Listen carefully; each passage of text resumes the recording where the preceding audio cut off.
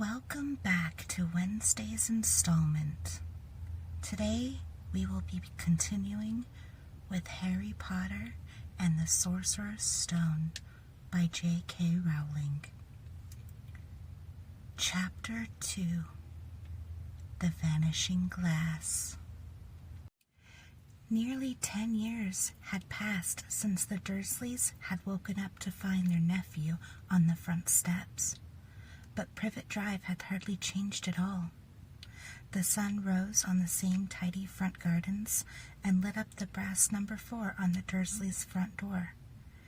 It crept into their living room, which was almost exactly the same as it had been on the night when Mr. Dursley had seen that fateful news report about the owls.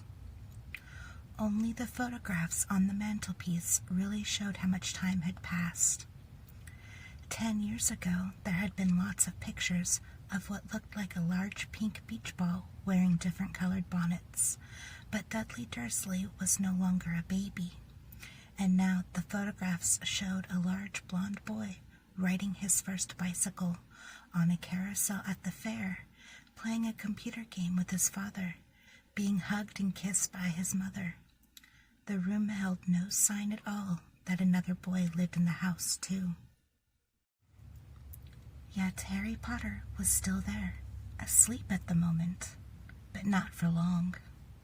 His Aunt Petunia was awake, and it was her shrill voice that made the first noise of the day. "Up! Get up, now!" Harry woke with a start. His aunt rapped on the door again. "Up!" she screeched. Harry heard her walking toward the kitchen, and then the sound of the frying pan being put on the stove. He rolled onto his back and tried to remember the dream he had been having. It had been a good one. There had been a flying motorcycle in it. He had a funny feeling he'd had that same dream before. His aunt was back outside the door. "Are you up yet?" she demanded. "Nearly," said Harry. "Well, get a move on. I want you to look after the bacon, and don't you dare let it burn. I want everything perfect on Duddy's birthday." Harry groaned. "What did you say?" His aunt snapped through the door. Nothing. Dudley's birthday. How could he have forgotten? Harry got slowly out of bed and started looking for socks. He found a pair under his bed and, after pulling a spider off of one of them, put them on. Harry was used to spiders because the cupboard under the stairs was full of them, and that's where he slept. When he was dressed, he went down the hall into the kitchen. The table was almost hidden beneath all of Dudley's birthday presents.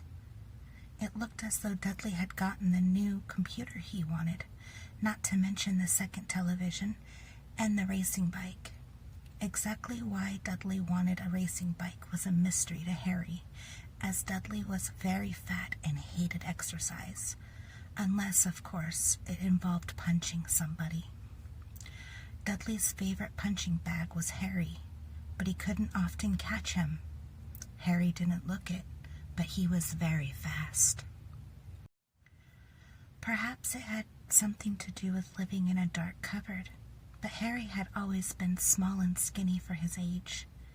He looked even smaller and skinnier than he really was, because all he had to wear were old clothes of Dudley's, and Dudley was about 4 times bigger than he was. Harry had a thin face, knobbly knees, black hair, and bright green eyes. He wore round glasses held together with a lot of Scotch tape because of all the times Dudley had punched him on the nose. The only thing Harry liked about his own appearance was a very thin scar on his forehead that was shaped like a bolt of lightning. He had had it as long as he could remember, and the first question he could ever remember asking his Aunt Petunia was how he had gotten it. "In the car crash when your parents died," she had said, "and don't ask questions." "Don't ask questions," That was the first rule for a quiet life with the Dursleys. Uncle Vernon entered the kitchen as Harry was turning over the bacon. "Comb your hair," he barked, by way of a morning greeting. About once a week, Uncle Vernon looked over the top of his newspaper and shouted that Harry needed a haircut. Harry must have had more haircuts than the rest of the boys in his class put together, but it made no difference. His hair simply grew that way, all over the place. Harry was frying eggs by the time Dudley arrived in the kitchen with his mother. Dudley looked a lot like Uncle Vernon. He had a large pink face, not much neck, small, watery blue eyes, and thick blonde hair that lay smoothly on his thick, fat head. Aunt Petunia often said that Dudley looked like a baby angel. Harry often said that Dudley looked like a pig in a wig. Harry put the plates of egg and bacon on the table, which was difficult as there wasn't much room. Dudley, meanwhile, was counting his presents. His face fell. 36, he said, looking up at his mother and father. "That's 2 less than last year." "Darling, you haven't counted Auntie Marge's present, see? It's here under this big one from Mummy and Daddy." "All right, 37 then," said Dudley, going red in the face. Harry, who could see a huge Dudley tantrum coming on, began wolfing down his bacon as fast as possible in case Dudley turned the table over. Aunt Petunia obviously scented danger too, because she said quickly, "And we'll buy you another 2 presents while we're out today. How's that, Pumpkin? 2 more presents. Is that all right?" Dudley thought for a moment. It looked like hard work. Finally he said slowly, "So I'll have 39 sweetums," said Aunt Petunia. "Oh," Dudley sat down heavily and grabbed the nearest parcel. "All right then." Uncle Vernon chuckled. "Little Tyke wants his money's worth, just like his father." "Attaboy, Dudley." He ruffled Dudley's hair. At that moment, the telephone rang, and Aunt Petunia went to answer it while Harry and Uncle Vernon watched Dudley unwrap the racing bike, a video camera, a remote control airplane, 16 new computer games, and a VCR. He was ripping the paper off a gold wristwatch when Aunt Petunia came back from the telephone, looking both angry and worried. "Bad news, Vernon," she said. "Mrs. Fig's broken her leg. She can't take him." She jerked her head in Harry's direction. Dudley's mouth fell open in horror, but Harry's heart gave a leap. Every year on Dudley's birthday, his parents took him and a friend out for the day to adventure parks, hamburger restaurants, or the movies. Every year, Harry was left behind with Mrs. Fig, a mad old lady who lived 2 streets away. Harry hated it there. The whole house smelled of cabbage, and Mrs. Fig made him look at photographs of all the cats she's ever owned. "Now what?" said Aunt Petunia, looking furiously at Harry as though he'd planned this. Harry knew he ought to feel sorry that Mrs. Fig had broken her leg, but it wasn't easy when he reminded himself it would be a whole year before he had to look at Tibbles, Snowy, Mr. Paws, and Tufty again. "We could phone Marge," Uncle Vernon suggested. "Don't be silly, Vernon. She hates the boy." The Dursleys often spoke about Harry like this, as though he wasn't there, or rather, as though he was something very nasty that couldn't understand them, like a slug. "What about what's-her-name, your friend, Yvonne?" "On vacation in Majorca," snapped Aunt Petunia. "You could just leave me here," Harry put in hopefully. he'd be able to watch what he wanted on the television for a change, and maybe have a go on Dudley's computer. Aunt Petunia looked as though she just swallowed a lemon. "And come back and find the house in ruins?" she snarled. "I won't blow up the house," Harry said, but they weren't listening. "I suppose we could take him to the zoo," said Aunt Petunia slowly, "and leave him in the car." "That car's new. He's not sitting in it alone." Dudley began to cry loudly. In fact, he wasn't really crying. It had been years since he'd really cried, but he knew that if he screwed his face up and wailed, his mother would give him anything he wanted. "Dinky Duddy Dums, don't cry. Mummy won't let him spoil your special day," she cried, flinging her arms around him. "I don't want him to come," Dudley yelled between huge pretend sobs.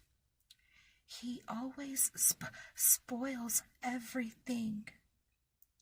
He shot Harry a nasty grin through the gap in his mother's arms. Just then, the doorbell rang. "Oh, good Lord, they're here," said Aunt Petunia frantically. And a moment later, Dudley's best friend, Pierce Polkiss, walked in with his mother. Pierce was a scrawny boy with a face like a rat. He was usually the one who held people's arms behind their backs while Dudley hid them. Dudley stopped pretending to cry at once. Half an hour later, Harry, who couldn't believe his luck, was sitting in the back of the Dursleys' car with Pierce and Dudley, on the way to the zoo for the first time in his life.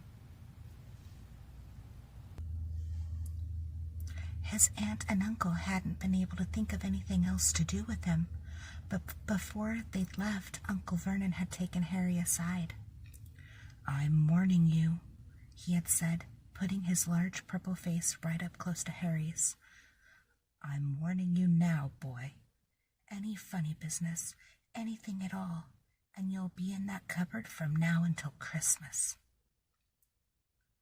"I'm not going to do anything," said Harry. "Honestly." But Uncle Vernon didn't believe him. No one ever did. The problem was, strange things often happened around Harry, and it was just no good telling the Dursleys he didn't make them happen. Once, Aunt Petunia, tired of Harry coming back from the barber's looking as though he hadn't been at all, had taken a pair of kitchen scissors and cut his hair so short he was almost bald except for his bangs, which she had left to hide that horrible scar. Dudley had laughed himself silly at Harry, who spent a sleepless night imagining school the next day, where he was already laughed at for his baggy clothes and taped glasses. Next morning, however, he had gotten up to find his hair exactly as it had been before. Aunt Petunia had sheared it off.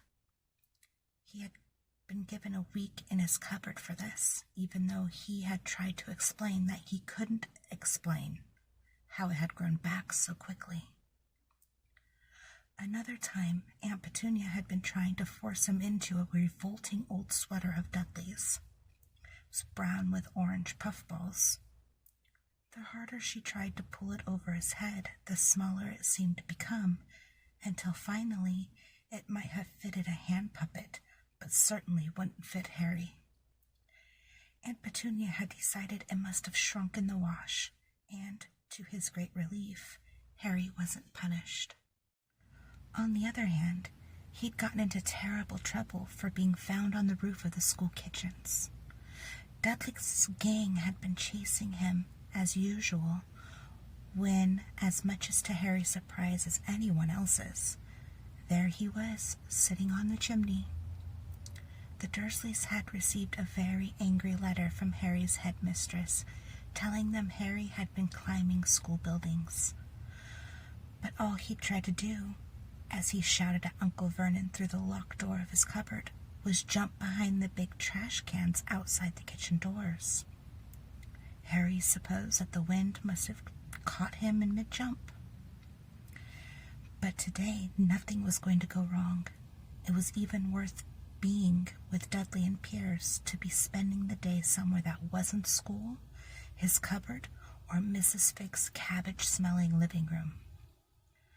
While he drove, Uncle Vernon complained to Aunt Petunia. He liked to complain about things. People at work, Harry, the council, Harry, the bank, and Harry were just a few of his favorite subjects. This morning it was motorcycles. Roaring along like maniacs, the young hoodlums, he said, as a motorcycle overtook them. I had a dream about a motorcycle, said Harry, remembering suddenly. It was flying. Uncle Vernon nearly crashed into the car in front. He turned right around in his seat and yelled at Harry, his face like a gigantic beet with a mustache. Motorcycles don't fly. Dudley and Pierce sniggered. I know they don't, said Harry. It was only a dream. But he wished he hadn't said anything.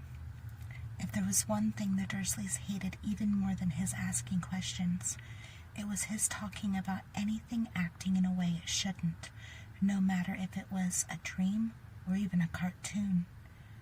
They seemed to think he might get dangerous ideas. It was a very sunny Saturday, and the zoo was crowded with families. The Dursleys bought Dudley and Pierce large chocolate ice creams at the entrance, and then, because a smiling lady in the van had asked Harry what he'd wanted before they could hurry him away, they bought him a cheap lemon ice pop. It wasn't bad either, Harry thought, licking it as they watched a gorilla scratching its head, who looked remarkably like Dudley, except that it wasn't blonde. Harry had the best morning he'd had in a long time. He was careful to walk a little way apart from the Dursleys so that Dudley and Pierce, who were starting to get bored with the animals by lunchtime, wouldn't fall back on their favorite hobby of hitting him. They ate in the zoo restaurant, and when Dudley had a tantrum because his Knickerbocker Glory didn't have enough ice cream on top, Uncle Vernon bought him another one, and Harry was allowed to finish the first. Harry felt, afterward, that he should have known it was all too good to last. After lunch, they went to the Reptile House. It was cool and dark in there, with lit windows all along the walls. Behind the glass, all sorts of lizards and snakes were crawling and slithering over bits of wood and stone. Dudley and Pierce wanted to see huge poisonous cobras and thick man-crushing pythons. Dudley quickly found the largest snake in the place. It could have wrapped its body twice around Uncle Vernon's car and crushed it into a trash can. But at the moment, it didn't look in the mood. In fact, it was fast asleep. Dudley stood with his nose pressed against the glass, staring at the glistening brown coils.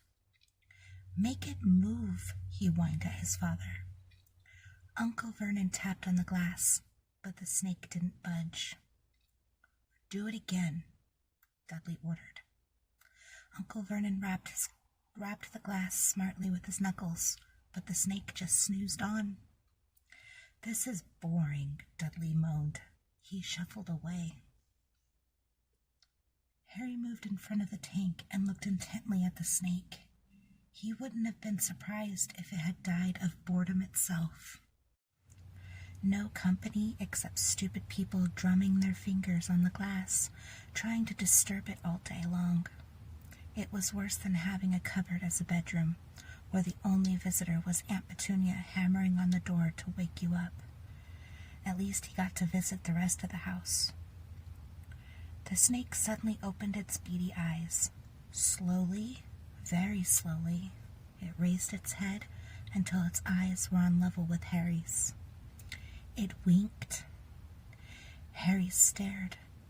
Then he looked quickly around to see if anyone was watching. They weren't. He looked back at the snake and winked, too. The snake jerked its head toward Uncle Vernon and Dudley, then raised its eyes to the ceiling. It gave Harry a look that said quite plainly, "I get that all the time." "I know," said Harry murmured through the glass, though he wasn't sure the snake could hear him. "It must be really annoying." The snake nodded vigorously. "Where do you come from, anyway?" Harry asked. The snake jabbed its tail at a little sign next to the glass. Harry peered at it. "Boa constrictor, Brazil." "Was it nice there?" The boa constrictor jabbed its tail at the sign again, and Harry read on. "This specimen was bred in the zoo." "Oh, I see. So you've never even been to Brazil?" As the snake shook its head, a deafening shout behind Harry made both of them jump. "Dudley! Mr. Dursley! Come and look at this snake! You won't believe what it's doing!" Dudley came waddling toward them as fast as he could. "Out of the way, you!" he said, punching Harry in the ribs. Caught by surprise, Harry fell hard on the concrete floor. What came next happened so fast, no one saw how it happened. 1 second, Pierce and Dudley were leaning right up close to the glass. The next, they had leapt back with howls of horror. Harry sat up and gasped. The glass front of the boa constrictor's tank had vanished. The great snake was uncoiling itself rapidly, slithering out onto the floor. People throughout the Reptile House screamed and started running for the exits. As the snake slid swiftly past him, Harry could have sworn a low hissing voice said, "Brazil, here I come. Thanks, amigo." The keeper of the Reptile House was in shock. "But the glass," he kept saying. "Where did the glass go?" The zoo director himself made Aunt Petunia a cup of strong, sweet tea while he apologized over and over again. Pierce and Dudley could only gibber. As far as Harry had seen, the snake hadn't done anything except snap playfully at their heels as it passed.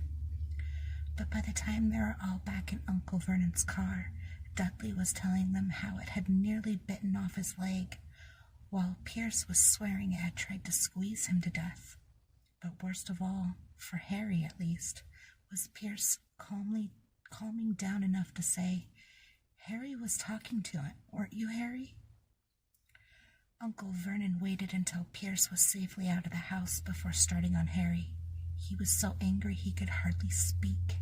He managed to say, "Go, cupboard, stay, no meals," before he collapsed into a chair, and Aunt Petunia had to run and get him a large brandy.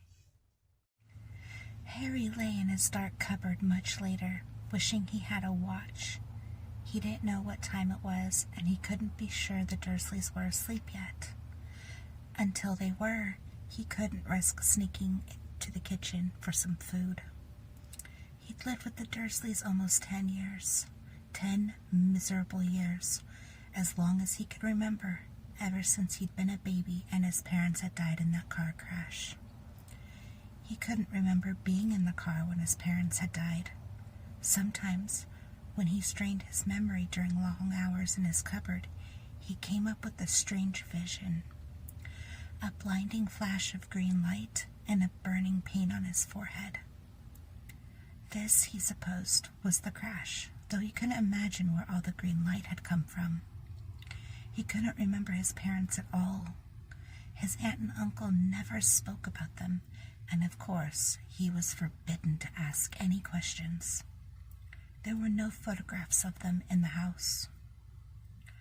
When he had been younger, Harry had dreamed and dreamed of some unknown relation coming to take him away, but it had never happened. The Dursleys were his only family, yet sometimes he thought, or maybe hoped, that strangers in the street seemed to know him. Very strange strangers they were, too.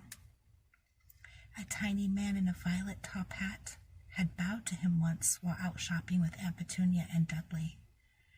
After asking Harry furiously if he knew the man, Aunt Petunia had rushed them out of the shop without buying anything. A wild-looking old woman dressed in all green had waved merrily at him once on a bus. A bald man in a very long purple coat had actually shaken his hand in the street the other day and then walked away without a word. The weirdest thing about all these people was the way they seemed to vanish the second Harry tried to get a closer look. At school, Harry had no one. Everybody knew that Dudley's gang hated that odd Harry Potter in his baggy old clothes and broken glasses, and nobody liked to disagree with Dudley's gang. That concludes Chapter 2 of Harry Potter and the Sorcerer's Stone. I would like to take a moment to remind my listeners that the Patreon and Discord links are in the description. Don't forget to hit like and subscribe so you never miss a chapter. My upload schedule may be expanding should time permit to include Monday mornings. If there is a book series you want to be considered for Monday morning uploads, don't hesitate to leave a message in the comments or join us in the Discord server where you can tell me yourself. This coming Saturday will be the first chapter of Dragon's Dawn, Book 2 in the reading order of The Dragon Riders of Pern by Anne McCaffrey. Last week we finished The Chronicles of Pern, First Fall, the book Survey Pern, and this week we begin the actual story of the settlement of Pern. So be sure to join us Saturday morning. I typically upload around midnight Mountain Standard Time, so adjust your clocks accordingly to be the first to listen in.